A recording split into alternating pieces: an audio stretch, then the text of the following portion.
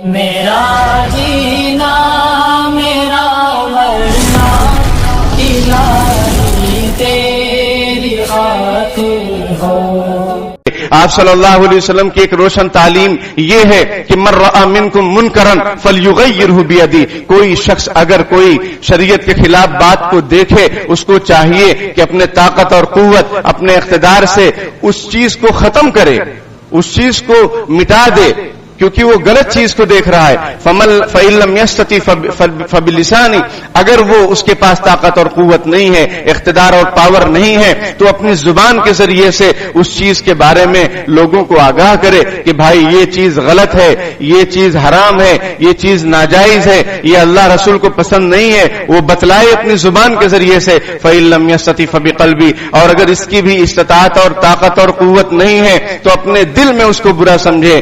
وَذَلِكَ ضعف الایمان، اور یہ ایمان کا آخری درجہ ہے، سب سے کمزور درجہ ہے کہ آدمی دل کے اندر تو برا سمجھے۔ ہم اپنے دل کے اندر ان ظالموں پر جو ہے، ان ظالموں کی کرتوتوں پر لعنت بھیجتے ہیں، اپنی زبان سے ان ظالموں کے خلاف ہم جو ہے اعلان بغاوت، علم بغاوت بلند کرتے ہیں کہ ہم تمہارے ساتھ نہیں ہیں۔ دنیا کے حکمراں، دنیا کے ممالک اگر تمہارے ساتھ کھڑا ہو جائے، امریکہ کھڑا ہو جائے، کھڑا ہونے دو، وہ تو تم ایک ہی ہو۔ اس کو قرآن کہتا ہے کہ اے ایمان والوں، ان لوگوں سے، یہودیوں سے اور نصرانیوں سے دوستی مت کرو، یہ آپس میں ایک ہیں، بعضهم من بعض، یہ آپس میں ایک ہیں، ایک جیسے ہیں۔ ان الکفر ملت واحدہ، کفر شرک ایک دھرم ہے، ایک مذہب ہے، وہ چاہے انڈیا کا ہو، وہ چاہے کسی ملک کا بھی ہو، سب ایک ہیں۔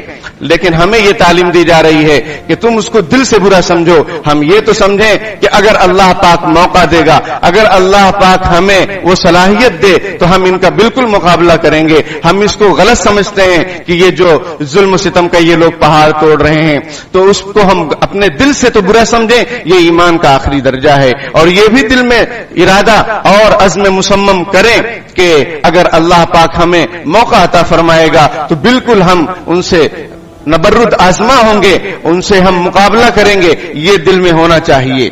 یہ ہمارے نبی نے ہم کو تعلیم دی کہ تم یہ کر سکتے ہو تو یہ کرو، یہ نہیں کر سکتے تو یہ کرو، یا کم از کم دل میں تو برا سمجھو کہ جو ہو رہا ہے بالکل غلط ہو رہا ہے۔ اور اگر اللہ پاک ہمیں صلاحیت دے گا تو بالکل ہم ان کی اینٹ سے اینٹ بجا دیں گے۔ اور وہ وقت بھی قریب ہے، بہت زیادہ دور نہیں ہے، جب اسلام کا غلبہ پوری دنیا پر ہوگا اور جو ظلم ستم کا بازار گرم ہے وہ سب ستیہ ناش ہو جائیں گے، ظالمین نیست و نابود ہو جائیں گے۔ یاد رکھیے، کفر شرک اتنا بڑا جرم نہیں ہے جتنا بڑا جرم اور ظلم ہے، ستم ہے، اور ظالموں کا جو معاملہ ہے یہ کفر شرک سے بھی بڑھ کر ہے۔ کوئی آدمی اگر کفر شرک اختیار کرے، آپ کو قتل کرنے کا حق نہیں ہے، وہ اس کی مرضی ہے، اس کو اختیار ہے، کرنے دو۔ لیکن اگر کوئی ظالم بن جائے تو اس کے ہاتھ کو پکڑنے کی ذمہ داری سب پر ہے۔